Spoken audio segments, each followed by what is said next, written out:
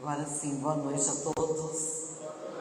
Gente, que alegria estar aqui na noite de hoje. Já não precisava nem falar, só pelas músicas e pela vibração de amor que a gente recebe, para nós faz muito bem. Então, o bem que nos faz bem é esse bem que a gente faz, não é? De ser acolhido com amor e com carinho.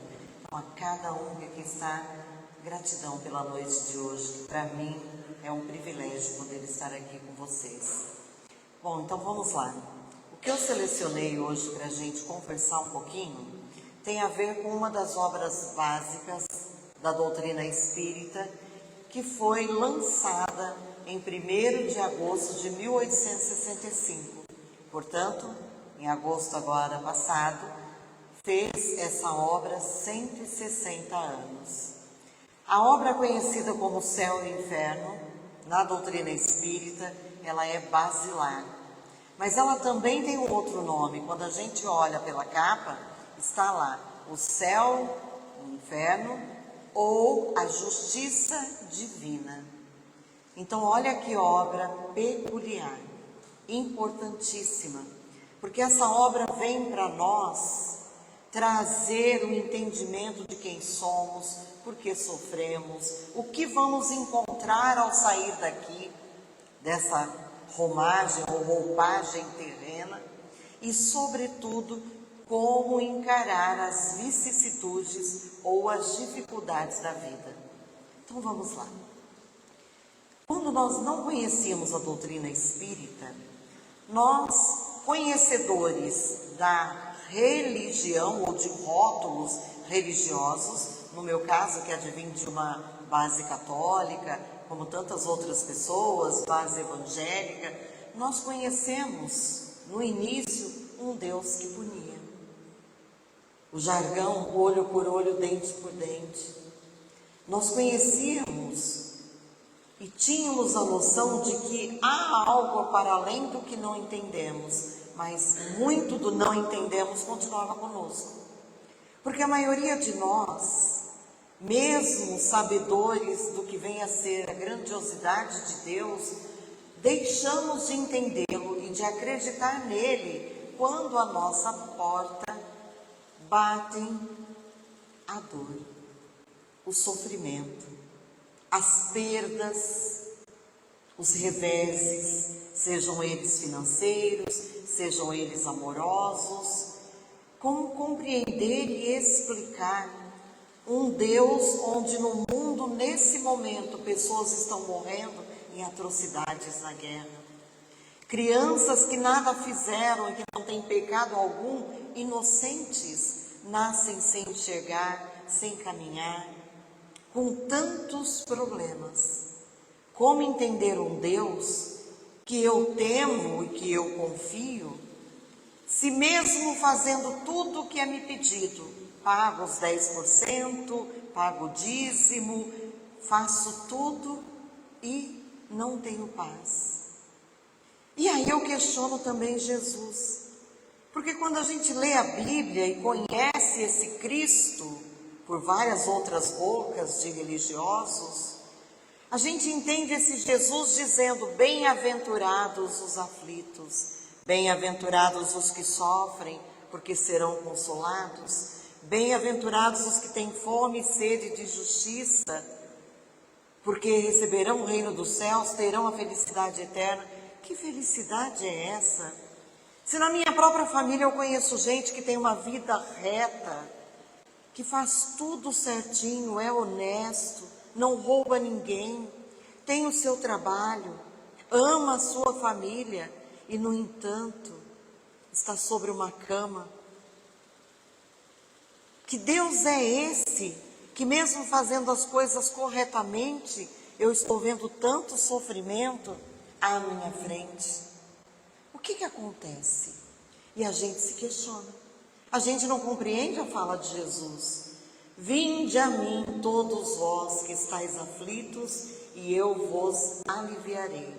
Porque comigo todo fardo é leve, todo jugo é suave. Mas o sofrimento bateu à minha porta. Seja uma doença difícil de passar, seja a separação física de um ente querido que volta à pátria espiritual, e mesmo que agora procurando a casa espírita, me digam que a vida continua, ou me falem que a vida é uma só no corpo ou fora dele, eu não consigo entender. Por que uma pessoa tão ruim está aí roubando politicamente, cometendo corrupções absurdas, e fulano que é tão bom se foi? Não é assim que a gente se pergunta?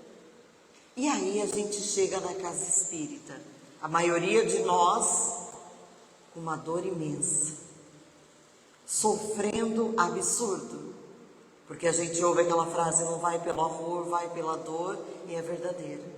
Poucos de nós nascemos na lide espírita, num berço espírita, a ponto de dizer, eu vim pelo amor, porque eu amo ser espírita, eu já compreendo. A maioria de nós veio buscando respostas para as dores físicas e para as dores da alma. Ao chegar na casa espírita, a gente começa a entender as falas de Jesus, porque o Cristo disse que um dia enviaria para nós o Consolador prometido e que ele falaria as coisas de uma maneira muito clara, que ele não conseguiu falar à época para que entendêssemos. E aí a gente começa a entender as revelações, primeira revelação, as leis mosaicas, os 10 mandamentos, depois a vinda do próprio Cristo que se fez carne, se fez verbo, passeou entre nós, ensinou-nos a sua boa nova, e aí ele manda o Consolador prometido que com certeza, para nós que aqui estamos, é o Espiritismo. Porque nós temos que compreender que Jesus, ao contrário do que a gente sabia antes, desse Pai que apontava e dizia, você crê em mim, então tudo para você lhe será dado, vai ficar tudo bem. Você não crê, então a coisa vai ser pior para você. O Pai que castiga. Aí vem Jesus e nos mostra um Pai todo bondade, todo justiça, todo misericórdia. Nos ensina até a forma de conversar com esse Pai. E Jesus fala umas coisas para a gente, mesmo antes do Consolador prometido, Jesus deixou as coisas de uma maneira muito clara, porque ele não brincava de serviço. O Cristo não disse uma palavra que não fosse verdade, ou que fosse só para encher linguiça, como a gente fala aqui na Terra. E aí a gente começa a lembrar das falas de Jesus. Ajuda-te e o céu te ajudará. Pedi e obtereis, buscai e achareis, batei e abrir-se-vos-á. Vós sois o sal da terra, a luz do mundo. Podereis fazer tudo o que eu faço e muito mais, porque ele disse que nós somos deuses. Mas olha, se a gente já conseguir fazer tudo o que Jesus faz, já é maravilhoso. E muito mais. Mas também Jesus deu uns chacoalhões na gente. Quando lá em João capítulo 16, versículo 33, o Cristo disse, tenho-vos dito isto para que em mim tenhais paz. No mundo tereis aflições, mas tende bom ânimo, eu venci o mundo. Essa fala a gente esquece. Às vezes a gente acha assim, no mundo, Rose, tereis aflições, no mundo, Valdereis. Mas não é para todo mundo. Mas o Cristo falou para todos nós. E aí a gente começa então com o Consolador prometido, abrindo a mente e compreendendo Jesus na sua essência, naquele cristianismo primitivo de quando ele esteve sobre a terra. Vamos lá então pegar os princípios básicos da doutrina espírita. Primeiro princípio, a doutrina nos ensina que a compreensão de que Deus existe é notória. Ninguém questiona, Deus existe. Tanto é que a primeira pergunta de Kardec aos espíritos não é se Deus existe, mas que é Deus? Que é Deus? E aí a espiritualidade responde, causa primária de todas as coisas. Então, antes de qualquer coisa, ele já existia, porque senão ele teria que ser criado. E Deus criou tudo. Então, Deus é causa primária de todas as coisas. Inteligência inteligência suprema. Mas a espiritualidade, nas demais obras codificadas por Kardec, também dizem para a gente que na atual circunstância em que nos encontramos, ainda crianças espirituais, nós não compreendemos Deus para entender. Ele não é espírito, porque é Deus, espírito e matéria. Ele criou o espírito e tudo que existe. Deus não é espírito. E o que é Deus? A gente não tem condições de entender, então ficou só inteligência suprema, causa primária de todas as coisas. Mas os espíritos, para nos ajudarem, dizem assim: olha, nós vamos dar para vocês alguns atributos de Deus, algumas qualidades que Deus tem. Porque quando alguém disser, Deus quis assim, você vai olhar e falar assim: não, pelos atributos que a doutrina me ensina, esse não é o Deus que eu conheço. Então, quais são os atributos ou as qualidades de Deus? E aí a espiritualidade vem nos dizer: Deus... Posso pegar o microfone? Dá licença um pouquinho.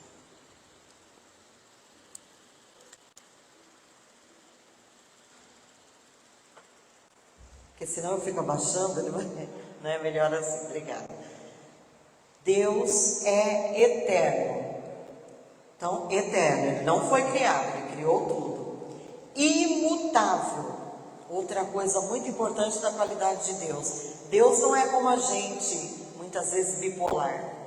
Hoje eu acordei, perdi a chave do carro, já xingo, já não acho, já saio maltratando todo mundo e já falo, amanheci com o pé esquerdo. Então hoje eu vou fazer mal para fulano e fulano porque ela está precisando de um pouquinho de dor. Agora ela é boazinha não, está cantando, está louvando, está na casa espírita, vai ter tudo de bom. Deus não é assim. Ele não muda ao sabor dos nossos desejos. Ele é imutável. Outra qualidade, outro atributo importantíssimo, ele é soberanamente bom e justo. E essa qualidade a gente não pode esquecer. Porque alguém que é soberanamente bom e justo e criou-nos a sua imagem e semelhança no sentido dos atributos, somos todos centelhas divinas. Outra qualidade, outro atributo é: Deus é amor. Logo, a nossa essência é divina. Não há nada que esteja sobre a terra que não seja criado por Deus. E aí, dá um nó na nossa cabeça, quer ver só? O pedófilo, hoje, é um espírito imortal, criado por Deus, simples e ignorante, e que pela sua capacidade de fazer escolhas, pelo seu livre-arbítrio, ele foi se afastando das leis divinas. Mas Deus não olha para a gente e vê o mal, porque o mal não existe. Ele não olha para a gente e vê a treva. Deus vê que nós somos amor, que a nossa essência é divina porque foi Ele que criou. Então, mais cedo ou mais tarde, nós vamos ter que acertar a nossa bússola e caminhar na direção dele. Por isso que eu falo que cada um de nós que aqui está, principalmente vocês encarnados e desencarnados que estão aqui essa noite, a bússola de vocês está melhorando. Porque o nosso GPS já está calculando a rota certa. Guia por satélite, todos os carros e celulares hoje tem. Mas o GPS do espírita e do cristão é a guia para a salvação. E qual é o ser mais perfeito para nos servir de guia e modelo? Jesus. E aí o Cristo trouxe para a gente um conjunto de normas, de conduta e de postura para que a gente possa se dar bem e não se perder no caminho. Ligar o GPS, o guia para a salvação. Mas para a gente entender isso, nós precisamos entender Deus. E Jesus trouxe esse Deus, esse Pai amoroso e misericordioso, todo bondade, toda justiça. Então todas aquelas dúvidas que a gente tem, porque a gente é assim, acontece com o outro uma doença incurável, um câncer, uma perda de um ente querido, qualquer um de nós vai ter uma palavra de consolo, ou um abraço. ou estar ali presente. E a gente vai dizer para a pessoa, conte comigo para o que você precisar. Ou às vezes nós não vamos falar nada, a gente vai só estar presente. Aí Jesus vai mostrando para a gente que as aflições do mundo vão bater a porta de todos nós. Que mais cedo ou mais tarde o inverno acontecerá nas nossas vidas. E aí quando a gente passa, a pergunta é, será que nós entendemos essa justiça divina? A ponto de, na hora que o sofrimento nos tira o chão, a gente perde a noção e fica muitas vezes sem resposta. Será que a gente já tem essa firmeza espiritual, essa força espiritual para compreender e não ficar assim, por que comigo? Por que agora? Que Deus é esse que me deixou sozinha, sem meu companheiro, sem meu filho, em tenra idade, em reveses financeiros? Aí a gente volta então no princípio básico. Deus nos ama a todos e nos criou a todos. Eu vou dar um exemplo. Um dia, estando junto a Rossandro Klinde, Rossandro contou que um rapaz chegou na clínica dele e falou assim, Rossandro, estou estudando para um concurso. E Rossandro falou, que bom. Aí ele falou assim, e eu tenho certeza que aquela vaga é minha. Nossa, que bom! E como é que você tem essa certeza? Ele falou, eu tenho porque hoje de manhã eu tive uma conversa muito séria com Deus. E eu falei para ele, Senhor, eu preciso desse emprego. E eu vou passar nesse concurso. Aí o Rossandro falou, e a resposta de Deus, qual foi? Ele falou, por que você está falando isso? Ele falou, não, porque com essa conduta, eu tenho duas notícias para te dar. E as duas são mais ou menos. Aí ele falou, por quê? Ele falou, é só você que vai prestar o concurso? Ele falou, não. Ele falou, segundo a doutrina espírita, Deus nos criou a todos, então Ele nos ama igualmente. Portanto, da mesma maneira que Ele vibra amor para você que vai prestar o concurso, Ele vai vibrar para todos os outros. Então você não tem privilégios para esse Pai que não é como um Pai terreno. Ele nos ama igualmente. A segunda coisa é, Deus com certeza sabe que quem vai passar no concurso é o que mais se preparou. Usou a sua inteligência, a sua capacidade de reter os conhecimentos e vai se desenvolver. Não importa se a pessoa seja corrupto, isso, aquilo outro, que você julgar sobre a terra. Vai passar quem melhor se preparou. E também é filho de Deus. E a pessoa se assustou. E aí a gente começa a olhar agora e fala, pelo prisma, o Espiritismo traz uma coisa muito importante para nós. A diferença dos verbos ser e estar. Isso é muito importante. Na doutrina espírita, a imortalidade da alma é fato. Só existe um mundo que é o verdadeiro, e não é esse. É o mundo espírita ou o mundo espiritual. E aí a gente aprende que nós somos espíritos transitoriamente habitando um corpo, mas não somos o corpo. Que nós estamos aqui por um tempo pequeno, perante a imortalidade da alma, para cumprirmos o que viemos fazer. E aí cada um pergunta, eu não sei o que eu vim fazer. Será que não? Então vamos lá. Pela imortalidade da alma, é importante a gente lembrar do que está no livro dos Espíritos. Qual é o objetivo da encarnação? Questão 132, questão 67 também fala disso. Para uns, prova, para outros, expiação, para outros, missão, mas todos deveremos passar pela vicissitude do corpo físico. E aí vem uma explicação interessante. Estar no corpo físico, num mundo de provas e expiações, não é brincadeira para ninguém. Não é simples. O corpo é uma gaiola que por um tempo certo para cada um, nos ajuda a esquecer de quem fomos, porque somos espíritos imortais, logo não é a primeira vez que a gente está aqui. Por isso, cada um que aqui está tem consciência. E sabe o que é ter consciência? Se você fez uma coisa errada durante o dia, lesou, maltratou, fez algo com alguém que você já sabe que na hora que faz não foi legal, chega à noite em casa, você dorme tranquilo? Não dorme. Por quê? Cada um que aqui está já tem a consciência desperta. Mas tem muita gente que rouba o país, rouba o dinheirinho das crianças, da saúde e vai dormir tranquilo. Porque ainda não está nesse estágio que cada um que aqui está numa segunda noite está. Compreendendo isso, o verbo ser e estar quer dizer assim: Deus olha para nós e sabe quem somos. Compreendendo Jesus, a grandiosidade do Criador, o Cristo também olhou para cada um de nós e disse: vós sois deuses por isso. O mundo hoje está borbulhando, porque nós estamos vendo uma transição acontecendo. E não é transição da terra mudando a rota, de cada um de nós. Quando a gente vai, a mulherada entende o que eu vou falar agora. Quando a gente vai ao salão de beleza, né, quem vai fazer uma tinturinha no cabelo para esconder os branquinhos, não é?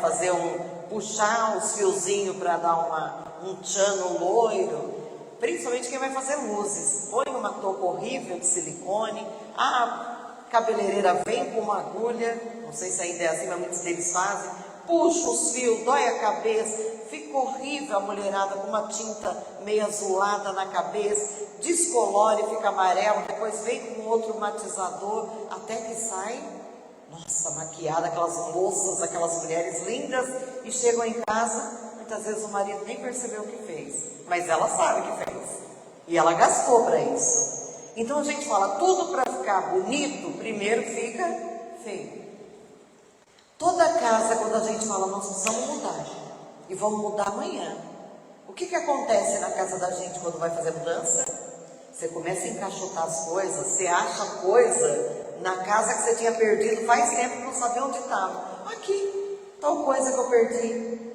Você vai ver sujeira, você vai ver bichinho andando, você vai ver tanta coisa que vira uma bagunça.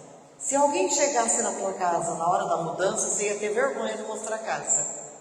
Acho que poucos de nós iam mostrar. Às vezes até aquele cantinho que o móvel não saía, tá cheio de teinha de aranha, de bichinho, de tracinha. Você fala, pelo amor de Deus. E eu achava que a casa estava limpa. É uma bagunça. A transição é assim também. A nossa casa interior está uma bagunça. Uma bagunça. Se cada um fosse contar a sua história, a gente estava mais ou menos vivendo aqueles slogan dos alcoólicos anônimos. Só por hoje eu não posso surtar. Só por hoje eu preciso ver o que é prioridade na minha vida. Só por hoje eu preciso entender a doutrina espírita quando diz, é agora. Você tem que ser a melhor versão agora. E só por hoje, como espírita, eu preciso entender que as coisas estão acontecendo como devem acontecer. Só que o joio e o trigo estão ficando à mostra. Porque hoje nós temos mídia, nós temos imprensa, nós temos tudo. Se você disser assim, mas hoje está pior, gente. Hoje está pior, Rose, que vê? Vamos olhar lá. Quando eu era criança, você pode falar, né? A música que eu ouvia é a Turma do Balão Mágico. Tem alguém da Turma do Balão Mágico aqui? Levanta a mão, a Turma do Balão Mágico. Olha, tem bastante gente. Aí você fala assim, qual é a música que cantava na abertura do Balão Mágico? Alguém lembra? Quem lembra? Pode cantar um pedacinho. Abertura do Balão Mágico. Hã?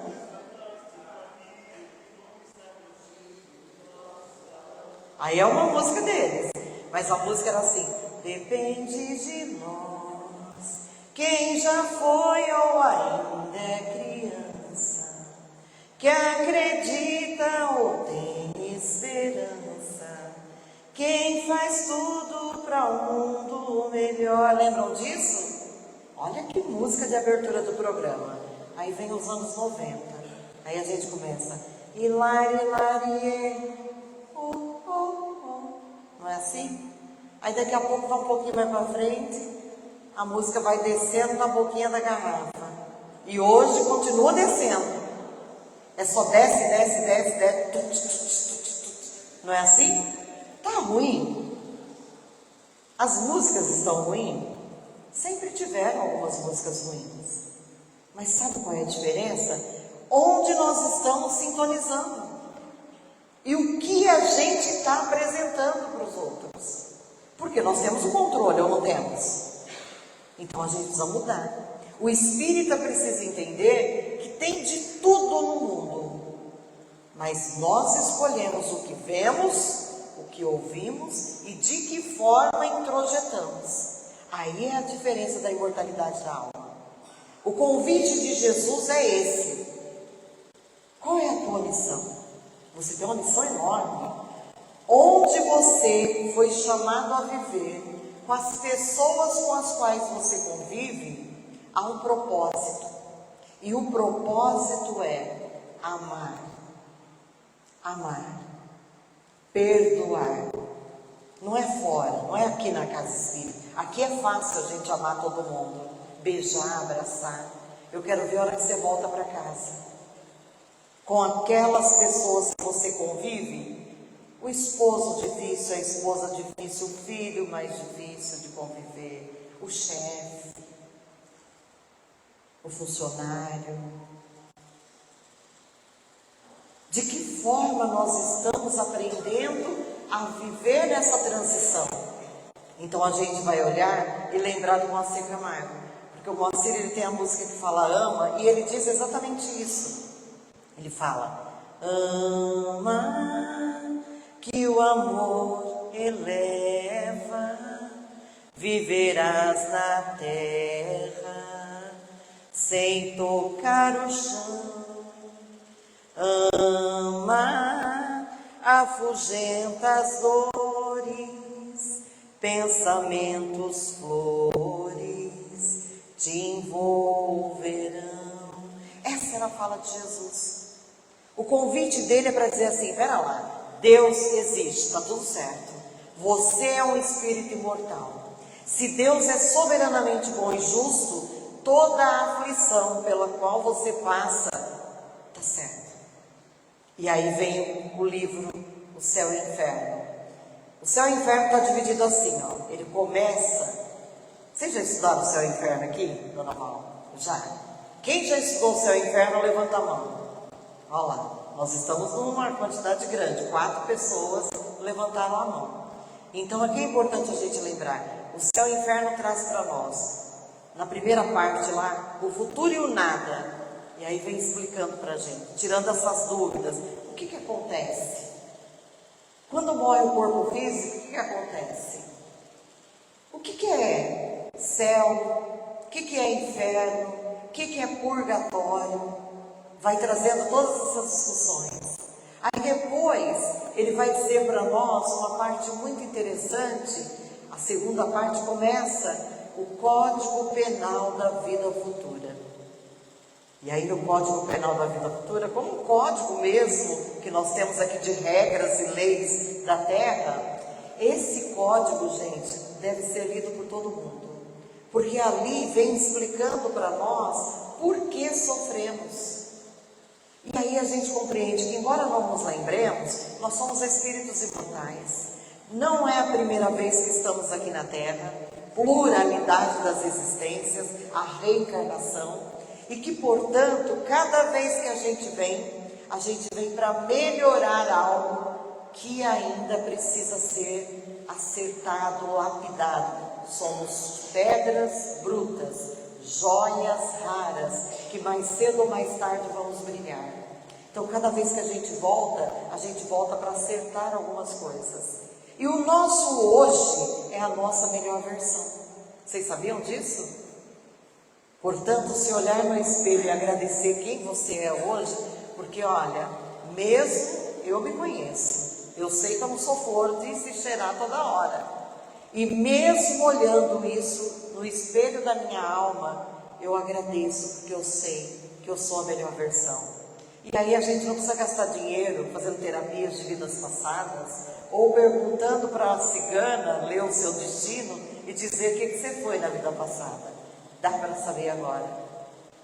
Faz uma reunião familiar no Evangelho e tenha coragem de perguntar para os seus amores que convivem com você, que comem sal junto, quais são as suas melhores qualidades.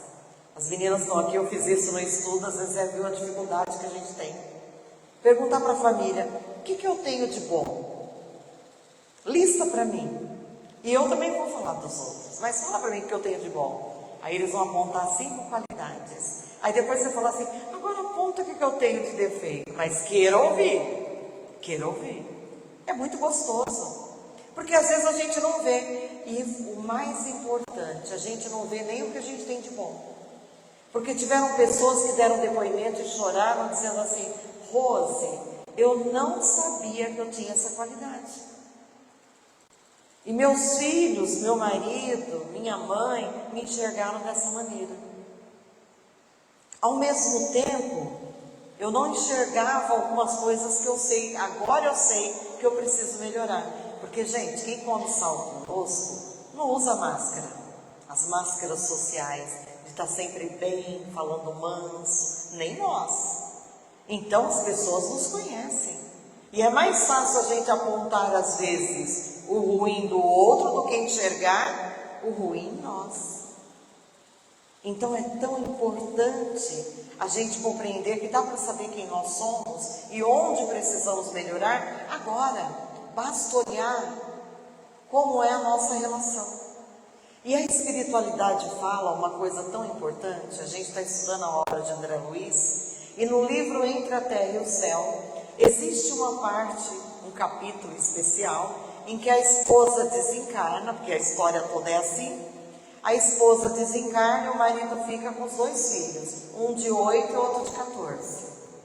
Vamos ver se a gente se identifica.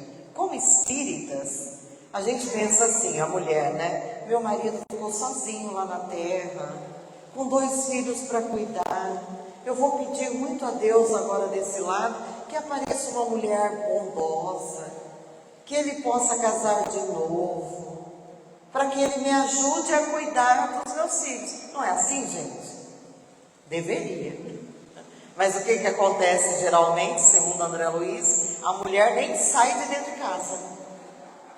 Porque ela deixou o meu marido, a minha casa, os meus filhos, portanto, tudo me pertence. E a Odila foi assim, a Odila ficou dentro de casa. Ficou lá, obsidiando, porque o marido casou com uma mocinha de 25 anos. O filhinho desencarna afogado e a Odila obsidiando, a moça foi parar em cima da cama. Quando chega a hora, eu não vou contar a história do livro, mas chega um determinado momento que o filho desencarnado no mundo espiritual precisa voltar para a Terra. Olha, vocês vão ver depois uma coisa interessante da pluralidade das existências. E precisa ser preparada uma família para receber esse filho. E aí a espiritualidade, o instrutor Clarencio, chama a Odila, junto com a irmã Clara, que é a benfeitora que está cuidando dessa mãe que obsidiava a esposa e a casa, quando ela está um pouquinho entendida, um pouquinho melhor, e diz para ela, nós precisamos que o teu filho reencarne. Você tem alguma afeição na terra, alguma família que te conheça e que poderia receber o teu filho de volta? E aí ela começa a pensar e fala, não tenho. Eu vivi muito para as minhas coisas, para minha casa, para minha família, para o meu marido. Então eu não tenho ninguém.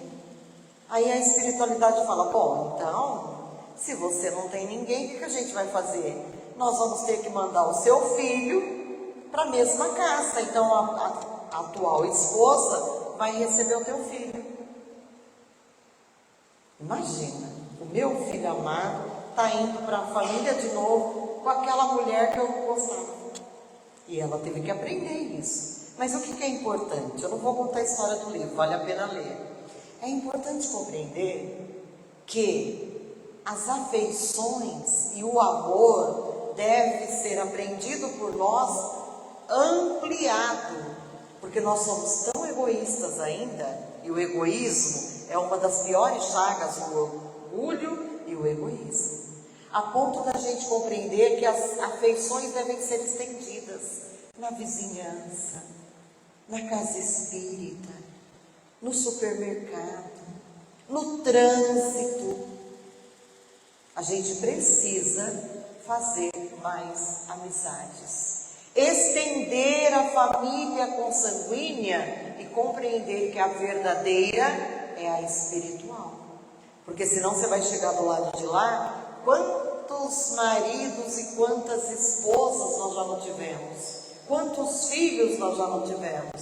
Então, o ser e o estar, nós estamos, marido e esposa, pai e filho, mãe e filho, sogra e genro, mas já podemos ter sido outras personas em encarnações anteriores, e talvez não soubemos valorizar os laços. Então tudo que nos acontece tem uma razão de ser. A pluralidade das existências nos diz: analisa onde você foi chamado a viver, as dificuldades que você encontra, as dores e aflições pelas quais você está passando.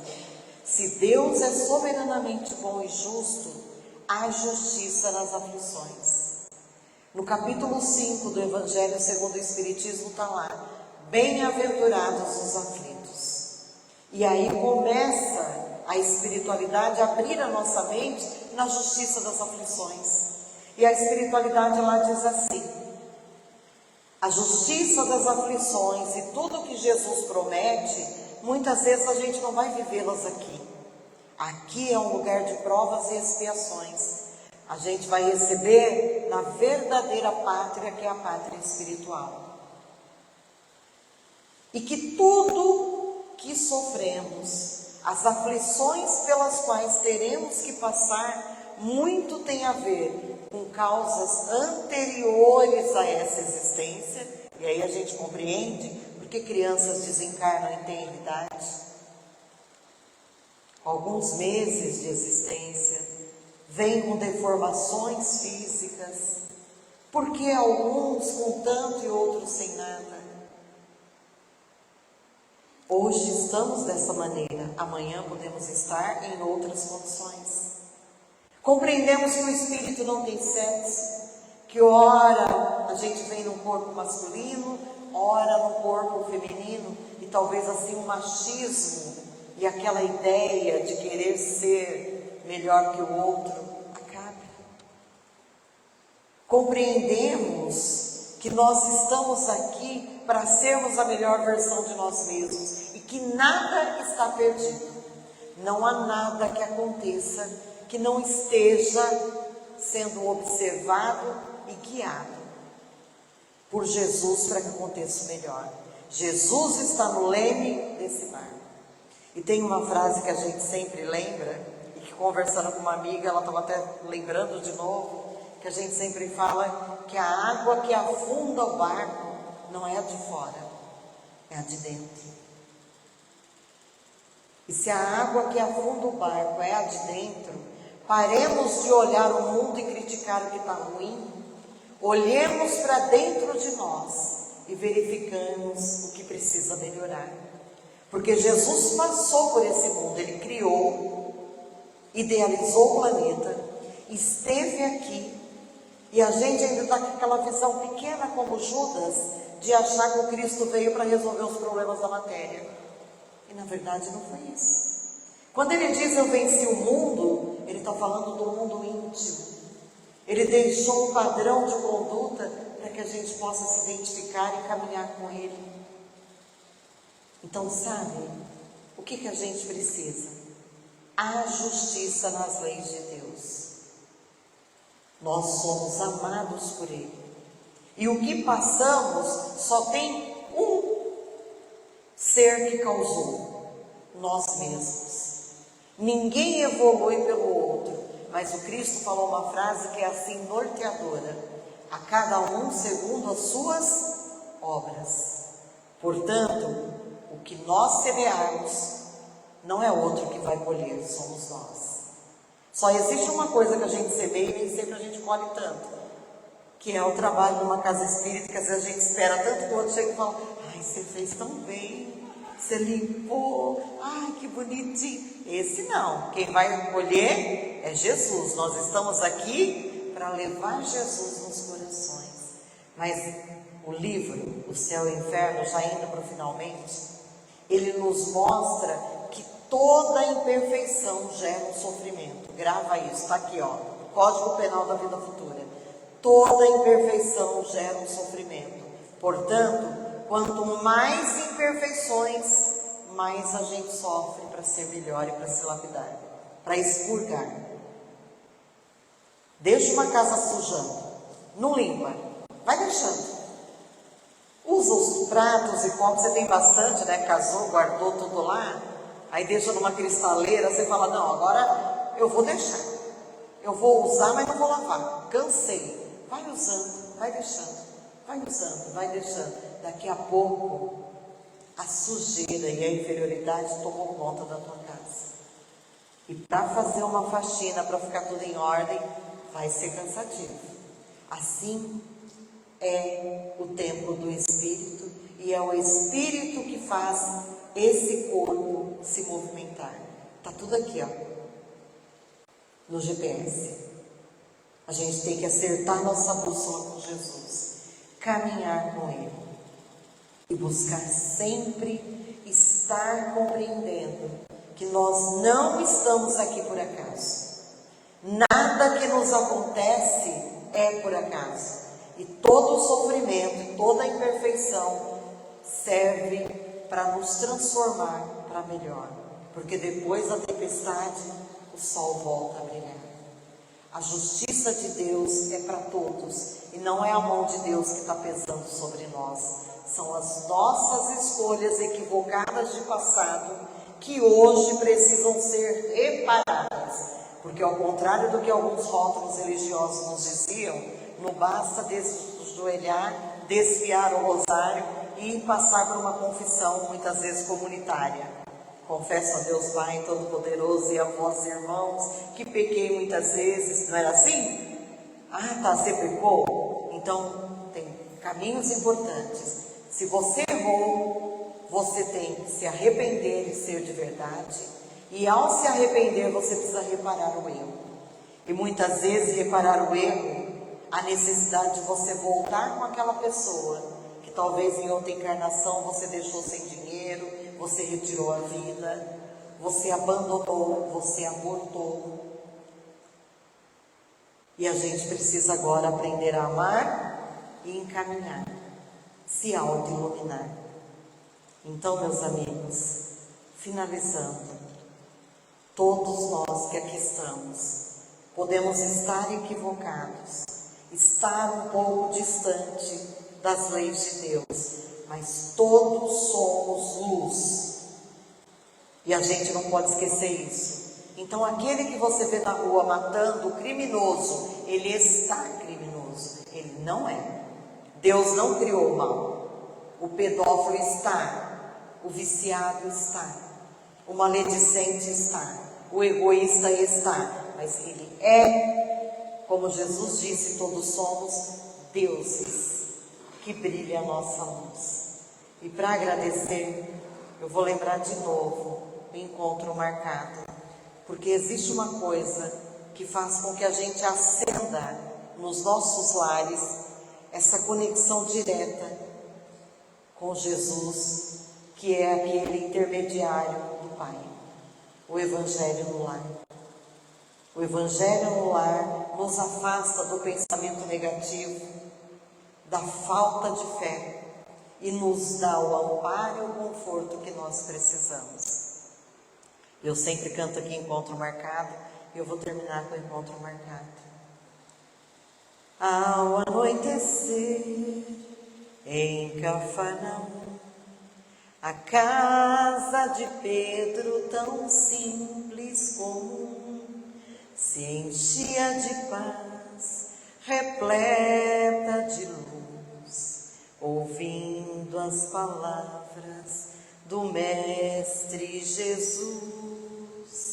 Vou me imaginar eu sentado ali, entre Pedro, Tiago e Levi, à beira do lago de Genezaré, colhendo na alma sementes de fé.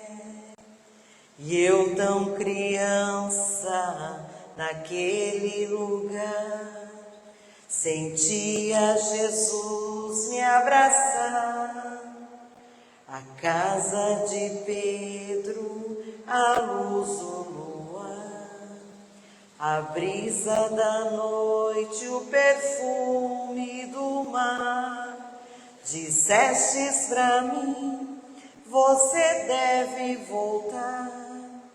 Eu sempre estarei com você a falar.